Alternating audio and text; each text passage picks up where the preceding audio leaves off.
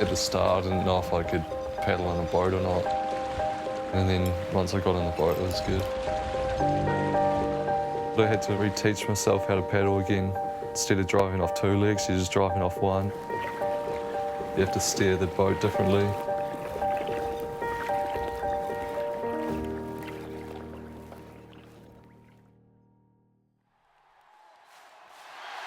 It was the biggest game of Scott Martlew's life. The Shirley Boys High First 15 were playing the curtain raiser for the Crusaders in Christchurch's AMI Stadium. At the beginning of the game, a maul collapsed. Scott received a blow to his thigh. He thought nothing of it and tried to run it off. I suffered a blow to my leg during the game. In the final moments, he scored his first try. A try that would secure victory for his team. The only time I've ever played there. And scoring that try was pretty awesome. After the game, the pain in Scott's thigh suddenly got a lot worse. He was rushed to hospital. For a while, nobody knew what was happening. His thigh had become infected with necrotizing fasciitis through a 10-centimetre tear in his muscle. This flesh-eating bacteria releases toxins that destroy skin and muscle. If untreated, it is usually fatal. I remember being on the ward and I can remember my coaches coming up to see me, and then it's just sort of a blur from there.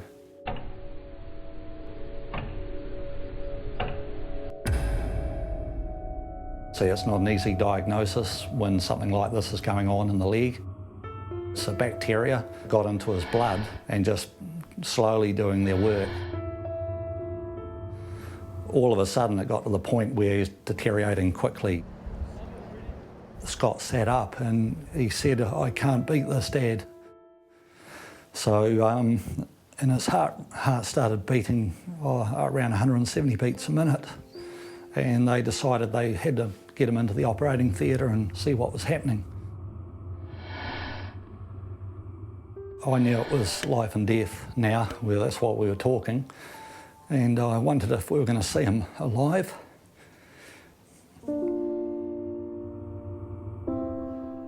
The doctors had to amputate Scott's leg to save his life. He was in a coma for almost a month.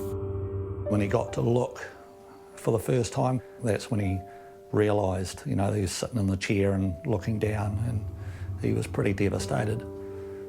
We decided we had to dedicate all of our time to him to try to get him back right. Scott was in his final year at Shirley Boys High. He had everything going for him. He was respected on and off the field, demonstrated by the schoolmates that turned out to support him. 1,000 Shirley High boys sending shivers down your spine. All in support of one of their mates who only last week was in a coma. His mates braving the cold in honour of him and to fundraise for his rehabilitation. I can picture tears rolling down his face. It's just overwhelming, and you can just feel that energy from everyone, and it's all there for Scott. And you just know with the backing of mates like this, there's every chance he'll succeed. Most of my mates are out there, so yeah, kind of miss it. Just the physical contact and the game in general. Just when you see all your mates out there playing it and you just want to get out there and help them, and yeah, but can't do that anymore. Do you have the bag? Yeah.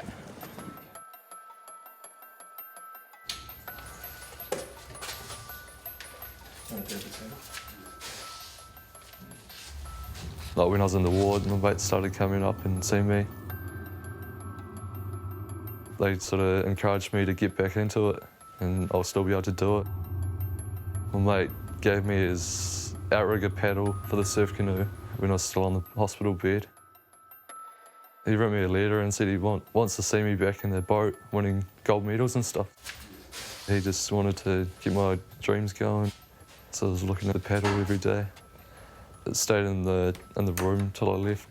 Just encouraged me to want to get back out and wanted to start paddling again.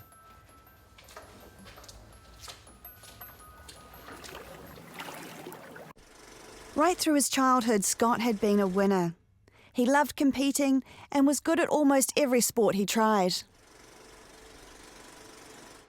All of these are all my paddling medals. Goes from high school up to now.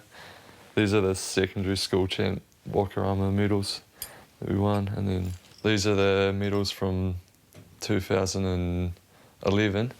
That's when I lost my leg. It's made you realise that you've only got one life and you just got to do whatever you want to do in the time you've got. Basically, I just got to be careful when I get in the water because it's quite slippery. Get on the right-hand side of the boat and just grab the cockpit, make sure I'm balanced, and then just sit down slowly and then swing my leg up.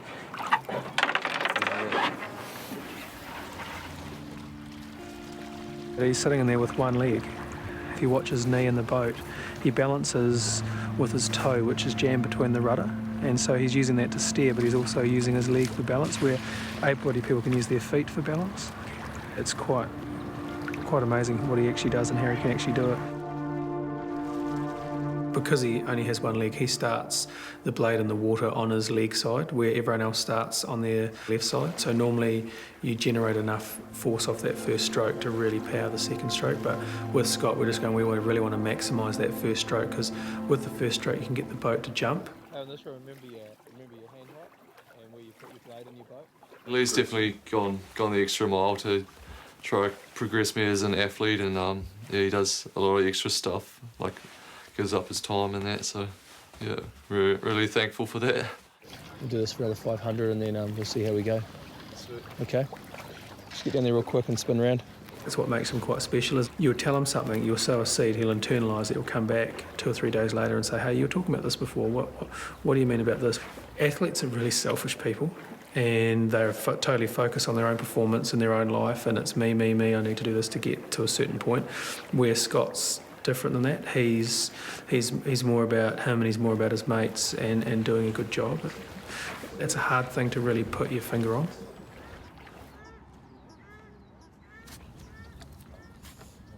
The Rugby Foundation bought it for me. Well, it's a Nilo, it's a Quattro 4, and yeah, they come from over in Europe. We're like applying for funding at the moment from different places. Basically, we're trying to get funding for next Worlds, and basically up against everyone else in New Zealand, whether they have a disability or not. The whole community has got behind the effort to get Scott in a kayak and competing internationally. When he needed to get to training, the staff in the factory where his dad works raised the money for a car.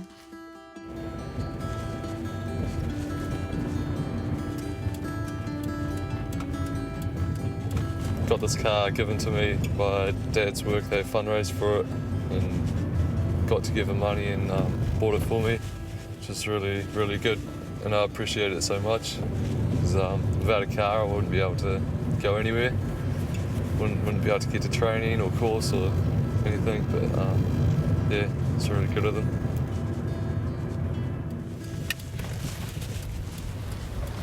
Scott never made it back for his final year of high school, but that hasn't stopped him getting an education. He's now at Christchurch Polytech. Before the injury, I wanted to just be a builder and start building, but now since I've lost my leg, I can't do that, so I decided to do quantity surveying instead. I like to see how all the drawings of the buildings and get to measure the quantities, what's actually in the building. I still get to do like some site visits and that sort of stuff. Scott has had to get around on crutches for the last 2 years, but it's causing incredible strain on his wrists and shoulders. He's recently been given a prosthetic leg, but learning to use it isn't easy. This is my artificial leg. Well, it's got an ankle joint, knee joint and a hip joint. Yeah, it's pretty high tech. Well, it's got a belt that comes around your hip, and then just joins on there, and then it's got a belt that comes over your shoulder as well, to like, that's what stays on properly. So it's pretty snug on your hip. Crutches are like a lot quicker to get around on, but yeah, so I prefer them at the moment. Scott has a twin brother, Michael, and an older brother, Luke. They've always been a sporty family. Pretty much just on the weekends I only see my brothers more, but then during the week I don't get to see them too much, or anyone really. I just sort of head out for training, and then I'm back home pretty knackered. He's definitely had a very positive look on it all. Sports just helped him push him that further. They probably did, like, to start off with, they were a bit more protective of me. It was hard because he was always around and always with me and Luke, because we did a lot of sport together. Well, he's in a coma for a month, so going in every day, not knowing what was going to happen. So didn't know what to expect, so they said to just take every minute. It was minute by minute, then it was hour by hour, and day by day, sort of thing. Took the toll on them, I think. It was so good to have the support of like family and friends, and the whole community just got up and lifted me up pretty much.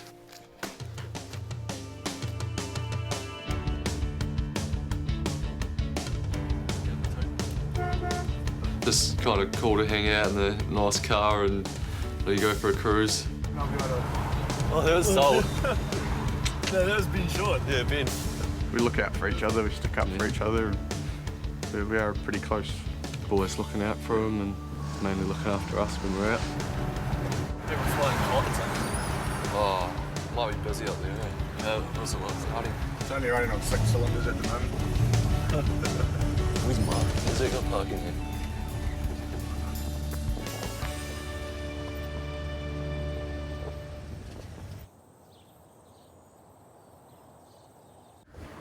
How's it been going? Yeah, not too bad. Just bringing the same. On top of training and studying, Scott has to find the energy to practice on his prosthetic leg. There's no muscular control, so the motion of the leg is completely down to the momentum of the pelvis.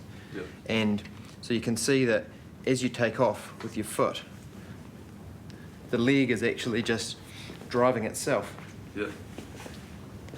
And all you're doing is translating the pelvis, and the leg is doing its work underneath you based on the momentum of the foot. Yep. Yeah. And you can see why that toe off's really important to initiate that knee bend. Yep. And it shouldn't buckle on you when you're standing. Yeah.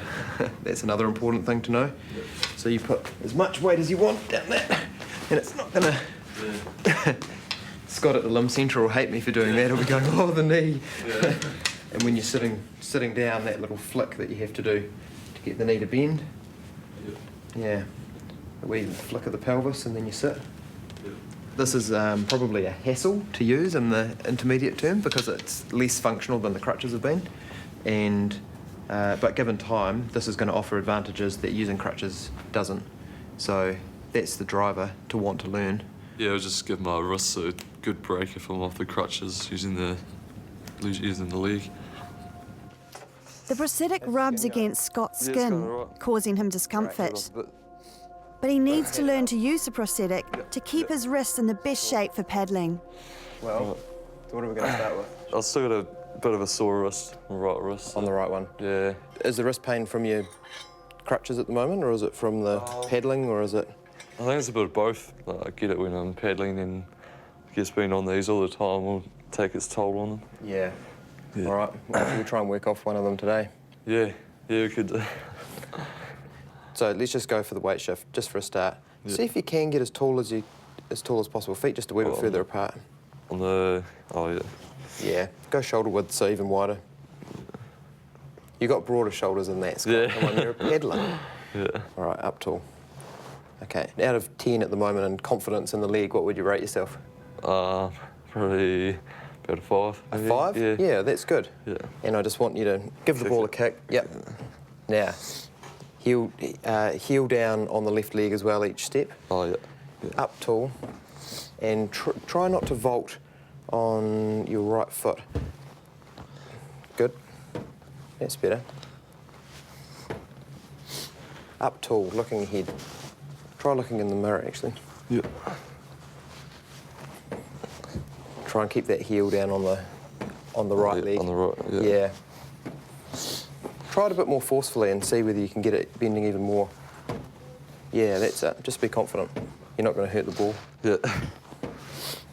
So you can see the difficulty in getting the momentum through your hips, eh? Yeah. And that's part of what we'll have to work on. Get onto your crutches. Well, hopefully get off them. Yeah. Good. That's better. Go for consistency.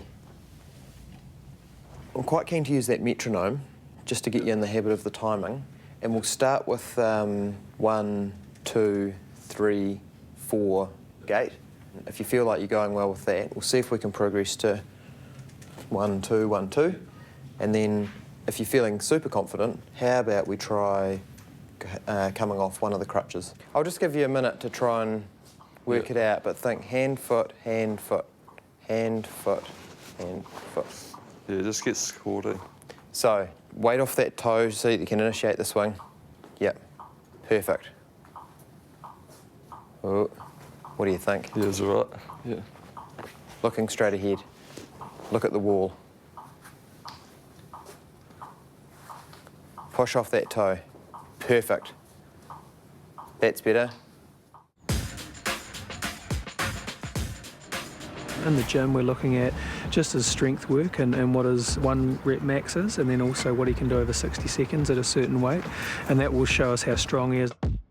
If you watch him when he's standing there, he kind of leans and favours one side. The whole goal we have at the moment is straightening his body out. It's like one side you can generate 100% force, on the other side you're lucky to generate 20. So therefore you've got, and we call it a super shoulder because it does the work of his leg.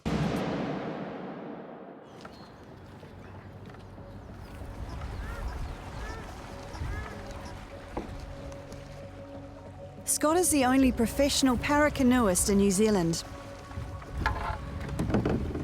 On the water, we match him up with the other athletes who are in New Zealand teams, and we just make sure he's training at a certain level and what they are. And we know that by doing time trials and then going to regattas, looking at the times of the regattas, we can see if he's closing the gap, and that gives us a good indication on how his training's actually going.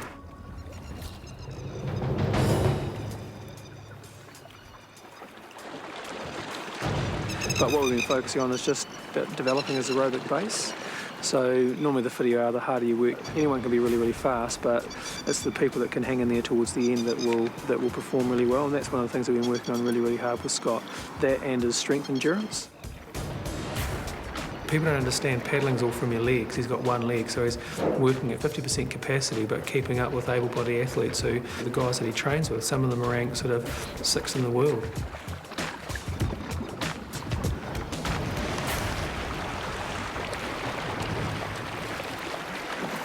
See him really hurting. Really, really hurting.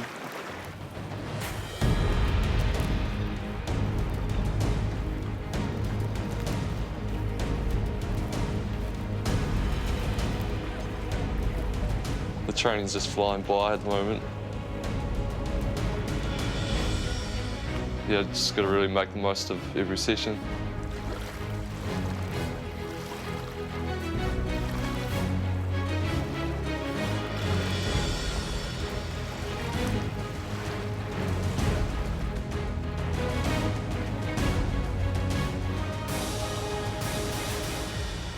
As training pressure increases, so does Scott's workload at Polytech.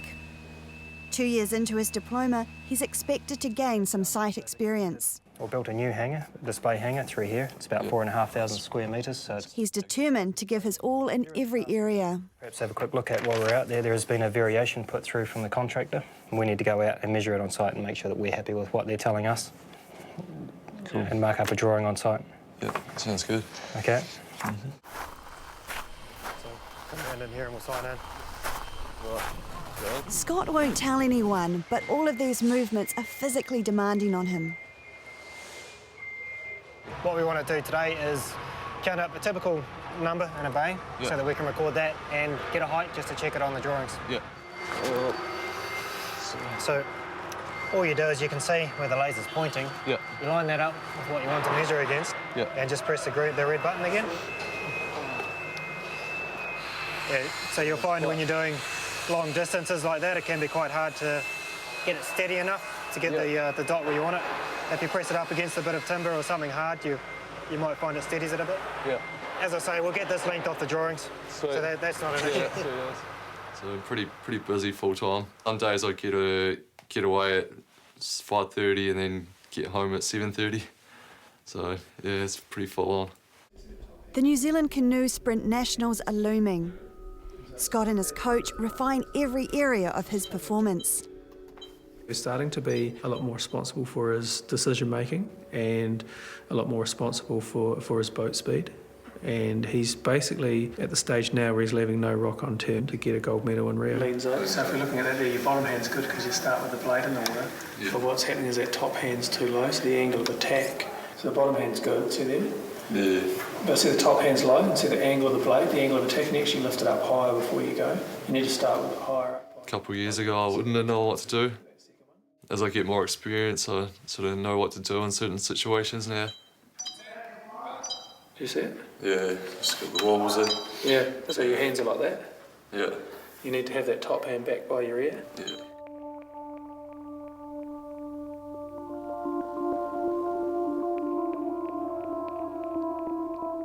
The Nationals at the Blue Lakes in Rotorua is the major canoe sprint event in New Zealand. But as Scott is the only para-canoeist in New Zealand, he has to race against able-bodied athletes, many in the national team. When I switch into race mode, I usually just visualise what I'm going to do in the race, visualise how the race is going to go. Yeah, the starts sort of can make or break your race, so you want to get out as quickly as possible. Scott's ultimate goal is to qualify for the Paralympics. Kayaking is one of the two new sports premiering in Rio in 2016. It's pretty insane, like, to think that you're training for 4 years all for an under 40 second race. Pretty rough conditions out there. The wind's up quite a bit. It makes it difficult to start. So it was tailwind. If you lose your balance, you can't transfer the power to the blade properly. Well, it can mean you lose the race.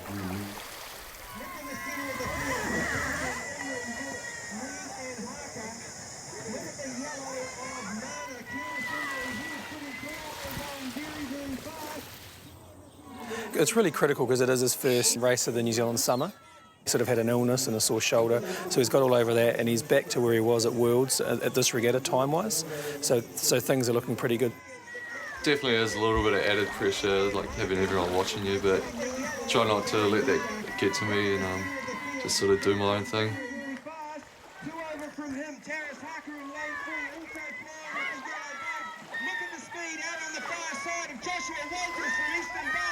Coming towards 50 metres to go, Curtis Henley, Terrace Harker, those look to be your lead two. Cal McBurtry absolutely flying as well. Coming to Progression is huge, and what he's doing now on the water is faster than what he was doing last year, and what he was doing last year was faster than the year before. He gets really pissed off when he gets beaten, and so the next time he comes out and he improves and he improves and he improves. So you need to make sure when you hit that 15 to 20 stroke mark that you're at maximum length pound rating, and then you've got to go again. If you don't, you'll end up chopping it short and beating yourself to death. The times that he puts out now as a para-canoeist is comparative to able-bodied athletes, so he's amazing. A few guys in the New Zealand team, it's good to be around them and compete against just about the best in the country. Just want to get out there and beat people. Well, my PB was 40 seconds. Pretty much today I just want to see if I can beat that.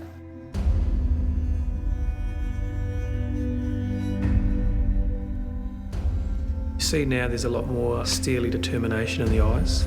He knows the expectation. It's almost like he's gone up another level. He's a freak of nature. I don't know how to explain it. The stuff that he does on the water, what makes him special, He's a lot more accurate with his intensity. He's making wiser decisions around who he's paddling next to, because some guys can take off really quick, and if he gets a wash, it makes him more unstable because he's only got one leg, which puts him under pressure to perform. So he's making wiser decisions on the water, which will put him in a better position to perform on the water.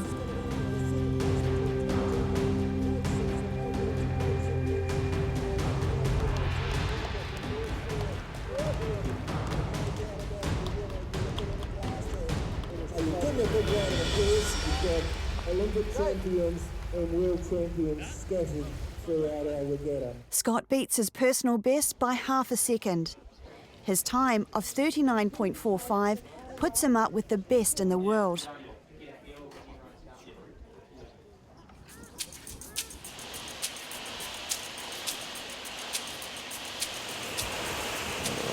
How you feeling, Scott? Feeling warm? Yeah. I do a few little builds and a few little short sprints. High Performance Sport New Zealand now see him as a serious contender for the Rio Paralympics. This year, hopefully, it'll be a lot easier to get that money and that funding and that support, and they'll be budgeting in for the world champs and all that sort of stuff as well. The average Kiwi probably wouldn't understand the fact that, you know, he's basically pulling himself inside out for one race in August to get on the podium. So that old competitive Scotty again.